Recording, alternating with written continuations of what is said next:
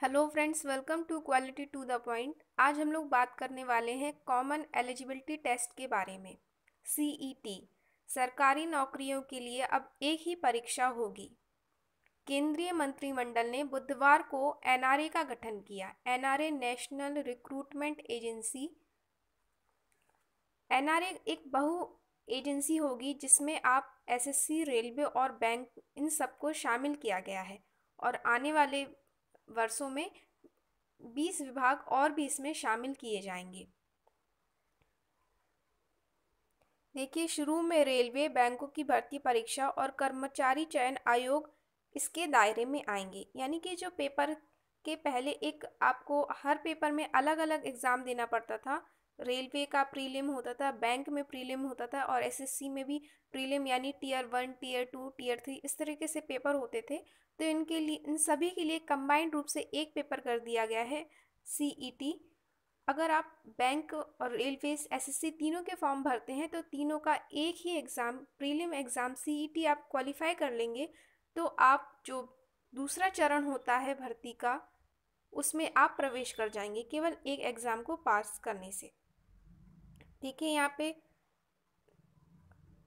नरेंद्र मोदी ने ट्वीट करके भी बताया कि ये जो परीक्षा है आने वाले दिनों में स्टूडेंट्स के लिए वरदान साबित होगी।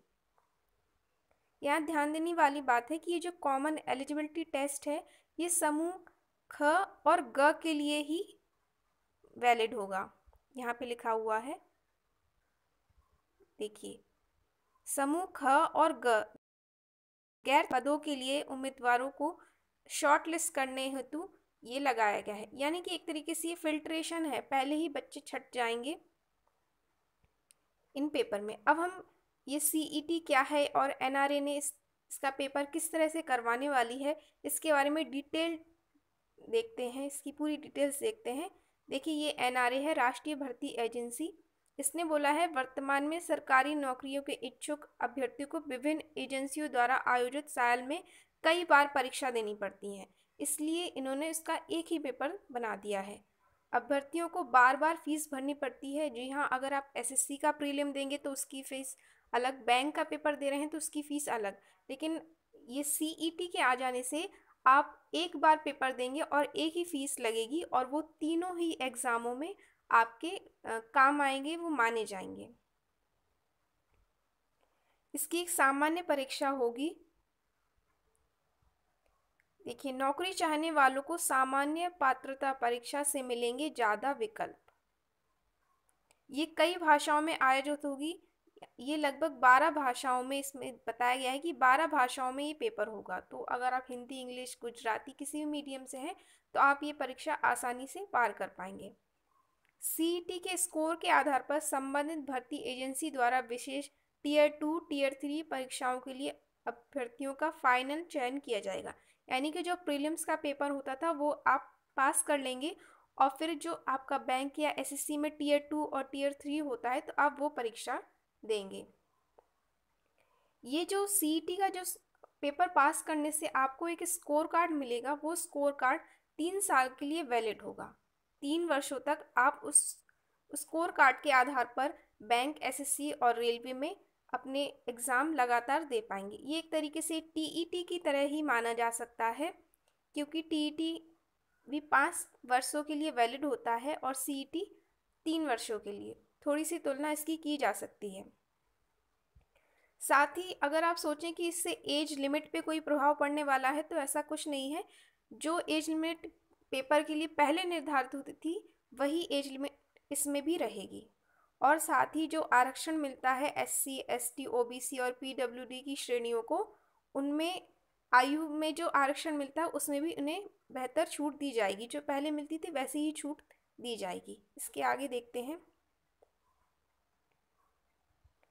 देखिए, इसमें 3 तरीके से पेपर होंगे, 3 लेवल होंगे। कि अगर आप स्नातक ग्रेजुएट हैं तो आपका जो सीईटी पेपर होगा वो ग्रेजुएट लेवल पे आएगा। अगर आपने 12th पास की है तो आपका पेपर 12th लेवल का आएगा। और अगर आपने 10th या हाई स्कूल पास किया है तो आपका जो पेपर होगा वो हाई स्कूल लेवल का आएगा। क्योंकि कई परीक्षाएं ऐसी होती हैं जहां 10वीं ही पास माना जाता है, तो आप 10वीं वाला सीईटी देंगे जो आपका हर जगह काम आएगा। गैर तकनीकी पदों के लिए है ये समूह ख और ग के लिए। इसके द्वारा शॉर्ट लिस्ट हो जाएंगे, जिससे जो भीड़ बढ़ जाती है, प्रीलिम्स पहले ही छटनी हो जाएगी विद्यार्थियों की। इसमें बताया गया है कि एक साल में ये पेपर 2 बार होगा। सीईटी का पेपर एक साल में 2 बार आयोजित किया जाएगा। और जो भी आपका स्कोर कार्ड होगा वो ऑनलाइन दिया जाएगा आपको, आप ऑनलाइन उसे निकाल सकते हैं। सीईटी के दौरान अभ्यर्थियों की भारी संख्या में जांच की जाएगी, जिस तरह से उनके डॉक्यूमेंट्स, फोटो और वो साइन वगैरह अच्छे से देखे जाएंगे। जो परीक्षा होगी वो आपकी ऑब्जेक्टिव टाइप होगी, ऑब्जेक्टिव बहुविकल्पीय पेपर होगा इसमें। इसके बाद देखिए, नौकरी तलाश करने वालों को एनआरए देगी प्राथमिकता। इसके साथ ही जो सेंटर, लगभग 1000 जिलों में इसका सेंटर भेजा जाएगा और कोशिश की जाएगी कि एक जिले में एक से ज़्यादा सेंटर हो। इसके साथ ही बोला गया है कि पारदर्शिता के माध्यम से सुशासन आएगा इसमें। तो इसकी जो मुख्य बातें हैं कि एग्ज़ाम 12 लैंग्वेज में होगा। स्कोर कार्ड जो आपको मिलेगा वो 3 साल के लिए वैलिड होगा। एक साल में जो सीईटी पेपर 2 बार होगा। प्रीलिम्स एग्ज़ाम में जो ग्रुप बी और ग्रुप सी में होता है वह हो जाएगा सीईटी, वो रिप्लेस हो रहा है प्रीलिम्स से। एक जिले में एक से ज़्यादा सेंटर दिए जाएंगे और 3 लेवल पे होगा कि अगर आप 10th पास हैं तो सीईटी उस हिसाब से पेपर बनेगा। 12th के लिए अलग सीईटी है और ग्रेजुएट के लिए अलग सीईटी है। और आप कितने भी बार सीईटी पेपर दे सकते हैं। और अगर मान लीजिए आपने 3 सालों में हर साल सीईटी के 3 बार पेपर दिए हैं, तो जिसमें आपके सबसे अच्छे नंबर आए होंगे आप वो स्कोर कार्ड अपना पेपर के लिए लगा सकते हैं। जो भी एज लिमिट होगी वो पुरानी तरह ही होगी। यानी कि अगर आप एसएससी, बैंक, रेलवे, अभी ये 3 विभागों को शामिल किया गया है फिलहाल के लिए। आगे जाके इसमें 20 विभाग और भी जोड़े जाएंगे। तो जैसे कि बैंक में प्रीलिम्स होता है, एसएससी में टीयर 1, टीयर 2 इस तरह से पेपर होते हैं, और रेलवे में भी जो प्राइमरी टेस्ट किया जाता है, तो वो सब हटके एक ही पेपर हो जाएगा उन सभी के लिए। अगर आप एक ही भी बार सीईटी का पेपर पास कर लेते हैं तो आप तीनों ही एग्ज़ाम दे पाएंगे। इससे संबंधित और भी कोई आपकी समस्या हो तो कमेंट में मुझे लिख के बताएं, मैं आपको उसका रिप्लाई करूंगी।